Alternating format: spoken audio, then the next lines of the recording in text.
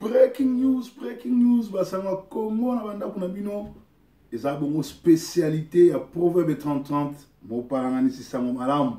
Le messager de la bonne nouvelle, pasteur de la diaspora en direct. Il y a résidence na ye ya Mongaliema awa na Manchester na UK. Nazane sengo anafurahi sana mukena kiese mingi ya kopesa bino information oyo. I'm very happy to be here. I'm very happy to talk with you, to touch you, to tell you what is going on in our country, République démocratique of Congo, Zaïre. Qu'est-ce qui se passe na Zaïre? Inki kele luta na Congo Kinshasa. Makambo nini eza koleka na Congo Kinshasa? Na Congo Kinshasa, peuple congolais a sanctionné ba criminel. Peuple congolais a leki likolo ya tribalisme. Peuple congolais a leki likolo ya régionalisme. Alors, Kabila o azali Rwandais, azaka chauffeur ya taxi, a même Defao, un bourrique, un illettré, asalaka 3 mois de formation militaire, mais azalaki bongo soldat au garde-corps ya Kagame, ba infiltraye na Congo, ndenge ba infiltraye qui politique na biso, opposition na biso, avec Vital Kamerhe, oyo tout le temps azalaka côté, ya ko sauver Kabila si rien ne marche. Alors, qu'est-ce qui s'est passé? Ba tinda ki yepo, ba ya ko balkaniser Congo. Mais effort ya yonanga. Et ça les que Congolais, azaka na idéologie à Tata Mobutu, c'est ce que Congo doit mabanza, moko Nzibo, moko Partibo, moko Ekolobo, moko Bokonzibo, moko Mungala abota na Mukongo, Mukongo abota na Muluba, Muluba abota na Mushwahili, Mushwahili abota na Munyanga, Munyanga abota na Mongo, et ça la unité moko mutu akoko bukango ne bangle balobaka ko break yango azate. Pour Congo, eza mboka oyo ezali na ba promesse ya Nzambe. Alors, qu'est-ce qui s'est passé? Basalaki tout, ba voter. Pour que tout le monde vote, ba ko tricher. Pour ba bimisa Shadar, wa face à Gagao, un démoniaque, un criminel, un repris de la justice. Mais mutambu na bango ekangi bango moko. Ba bosana ki ete nini wana ba machine wana voter ezali na ordinateur nombre ya mutu nyonso to azo voter ba carte ezo la kisake mutu songolo na place tongolo a voter eboy et puis na chaque nini ba biwa vote okoka ko lekisa 700 personnes te. Alors ba komi sikoyo biliaki bango bikoki ba bulletin o ba kendaki na ba ndako po mutu na muta voter na ndenge na ye moyeba insérer ngo ezate po ba donner wana ekolakisa keza fraude. Or Congolais nyonso tout dans le monde entier asangana ki lokola mutu moko batalaki tous les 3 candidats. Ba mona que Shadari ezali continuité, il y a ba crime, il y a impunité, il y a échec lamentable parce que la Kabylie a échoué lamentablement. Basali 15 ans au pouvoir, plus de 18 ans, ba premier temps ba 5 chantiers simbate ba bungse le romorote mais loko munene ba basali ezako yiba mbongo kotonga par-ci par-là, pero boma ba Congolais. Yama ba Congolais ba mona que soto voter Shadari, ezali ko voter continuité impunité. Alors, il y avait des candidats congolais, ezaki qui ça Fayulu na Tshisekedi. Normalement sur le papier, Tshisekedi Félix azalaki partant, azalaki déjà gagnant. Mais et là, on dit que Batouba punir Tshisekedi, va voter Fayulu pour tout ça un problème karasiko qui est derrière toi. Nani azana mukongo na yo. Fayulu na mayele na ye, Roubert wazaki na simane mais Roubert wa bimité. Fayulu c'est un frère, c'est un ami, c'est ndekonanga, mais ngana lo ba vérité na lokola ba régionaliste c'était na ba tribaliste c'était ba critika ba ndeko na bangote ngana critika Gizenga partout au kuta na Gizenga na barré parce que Gizenga aza un aventurier oyo à cause ça que camarade dans Lumumba atikala ko kende même pas ko rendre ko déposer gerbe à fleur na nani ya cimetière à Lumumba azwa comme ya parti Lumumbis unifié qui n'a pas l'idéologie à Lumumba. Sorry, paix. yende mutu ayokisa batabandu nyonso soni akenda ko aider mwana ndeke na 2016 na 2011 pour 2006 na 2011 pour papa Tshisekedi azwa pouvoir te. Donc nako pardonner tu voilà naza nationaliste. Alors qui est derrière toi? Ye azui Fayulu Amaele azui na sima na ye atie Bemba mwana mboka atie Musitu mwana mboka atie ba Congolais na sima na ye. Alors Félix Oyo azalaki gagnant parce que Félix a une chance ya kozala mwana Tshisekedi. Bien que papa na ye lettre atikaka Félix azala premier ministre c'était atikaka za Mubake mais yaza mutaba mafia asalaki tout yaza premier ministre simbate parce que Félix na IDPS bazalaka toujours na contact na Kabila na Kabili boyebi bakutana na Ibiza bakutana na Paris ba pour parler tout basalaka barulaka Félix na IDPS na Kabila mais ba continuer kaka ko coopérer na Kabila. Alors problème c'est quoi ça ndeni? Problème est que l'élection muta gagné en Fayulu. Alors batu tout ba yebi mokili momba yebi Kabila yebi Félix ayebi. Sikoyo Félix oyo bino bozo finga. Félix oyo bino bolobi aza pizza man, aza ko livrer ba pizza, ayebo lobate, aza envoûté, na mapeka Félix inde kimia ya Congo ezo se reposer. Nazo songela. Na fanatique à Félix te, naza envoûté te, na tribaliste te, na régionaliste te, naza Congo man, naza un pasteur spirituel. Mokambi munene ya babiloko naza na ba compagnie awa bata Manchester ba yebi naza moko oyo afunisa bango pondu ezwaki mwa stop calamité ozonga pe calamité nazo so esika munene oyo bo banozwa manga bozozwa avocat ezota Brazzaville Kinshasa directement ezokomela bino awa donc naza moko ya ba opérateur économique awa reconnu na ba compagnie boyebi pe naza moko ya ba producteur bato bele ba yebi pe pasteur. Il y a diaspora moko pe ba grand pasteur o ya terre ba balanda na monde entier d'internet pe l'église ali na Manchester ali na Massine ali na Kingasani ali la moisson mondiale. Donc voilà on a ça là naza awa Shanghai résidence nanga na futela ka pas mutute naza na sima mutute et c'est pas nanga banglais ba yebi batu ba yebi et citoyen ya mboka o.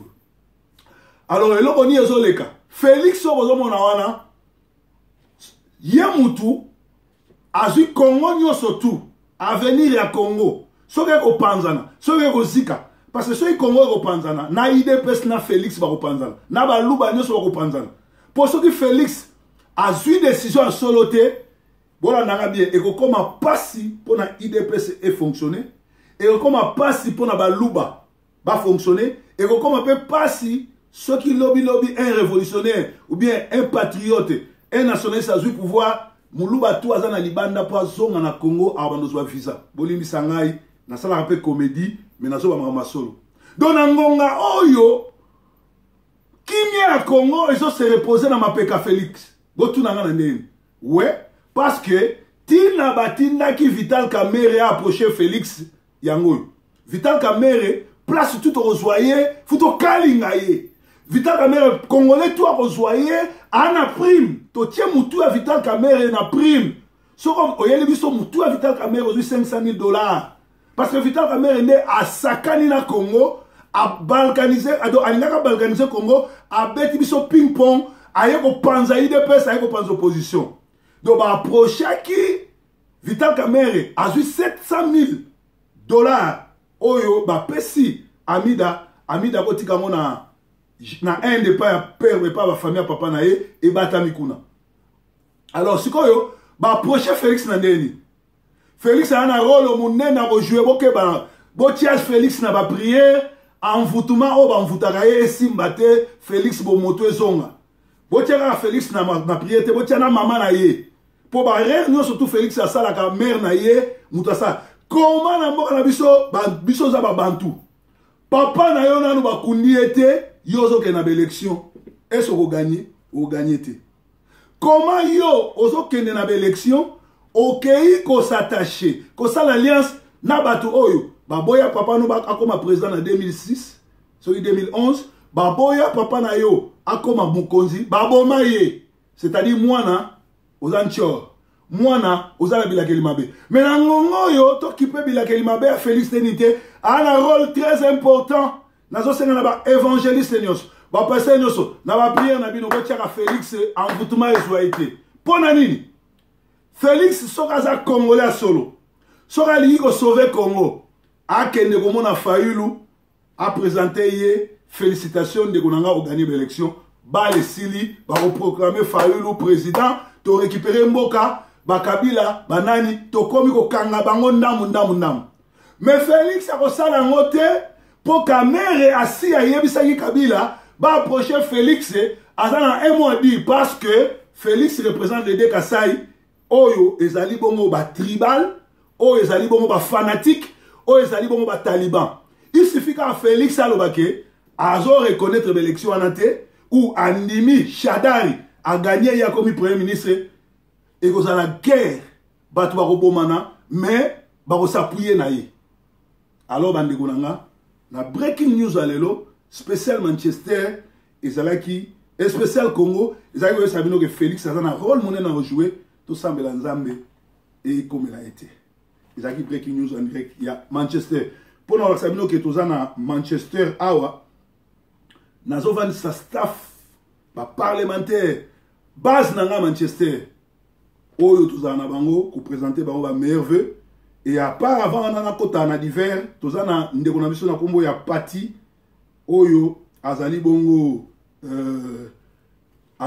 na compagnie na ye Patricio Express Delivery LTD livraison contact na ye ezali 073 41 44 23 21 Pati azali angolais mais a vivre na milia ba congolais c'est un quinois asala compagnie na ye ya delivery azala ni tuka azala nyonso azo senga na ba chauffeur bato bele ba na poto awa na Manchester oliebo vanda kana kobeta ka ba masolo na ba salon ko tambola bo kamwaka soki proverbe asombi car na ye o ayibi soki proverbe a voyager o aza coopérant so asali oliebo kamwaka batu kutana na Pati livraison Patricio Express Delivery au bengi na numéro 073 41 44 23 21 aucun na drive license na yo na permis na yo apesi au car au bandi ko sala ko tsape mbongo yo kapé lengi ya ko payer forme ya ko payer ba car yo zape na parler bien parce que tout ça na ba poto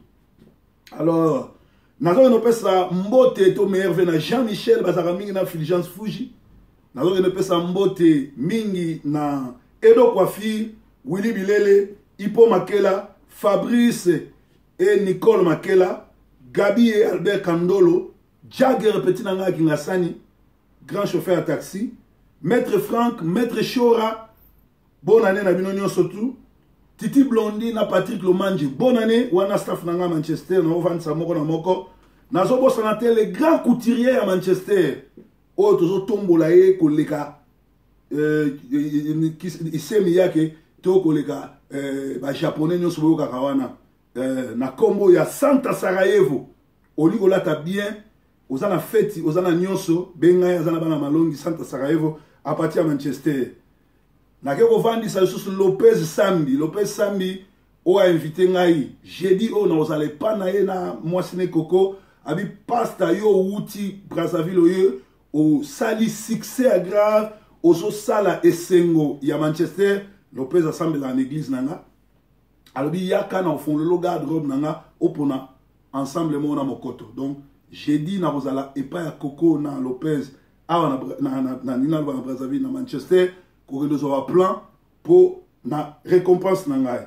Alors tous les sous na Prince Toya et certain na bonne année place Wali Cyril Modogo bonne année Boule bonne année tous ali bongo na Freddy Galliano pire petit na grand sapeur bonne année Papi Wafali bonne année Pati Tawaba grand sapeur congolais bonne année Willy Motopamba Nico Kabamba voisin nanga bonne année Alvaro bonne année na Manchester Cordon Jean Dédié Mimboulou ou avandi na Sima président Fayulu bonne année na yo tozana vie nanga Raf Ngoma tozana pire mutu na biso Dicap la merveille Dicap na Manchester bonne année tozali susu na Gibocha Mulongo na Jigal Kimvula ya lobi vie nanga Didier Forme yaka ozwali papa yeba Guy Kimvula, Giga Kimvula, Zalek Guy Kimvula, Aza Victorien, Victorien, sur les papas, sur les papas, elle a radimé au stone. Donc baninga surtout à Manchester oyo ki kombo na ote benganga na koza na bosanaki mais na vandi si staff nyonso na pesi mbote na batu nyonso tout ya monde entier na Londres na moni mama aimé moko ya ba fanatique nanga azali ko supporter na Brazzaville oyo nyonso tout a supporter ka Sentinel TV nzambe nanga mona bino ezaki bon breaking news Félix Tshisekedi ana rôle monene na rejouer soki ako féliciter ndekone Fayulu bina filé match Sili Kabila ki mais soki asalige oyo caméra a approcher ki ye batu belé ba kokufa ba luba e kokoma pasi po bokita Kinshasa fo bozwa visa mbua boko bandu boma sute po toko senga na ba écologue na batu nyonso tout ba protéger ba nyama baza sima na bino yaki breaking news en direct ya Mongalema avec Didier Formé à l'attaque. Bye bye for now. Yes, was Ankolo. Thank you. See you.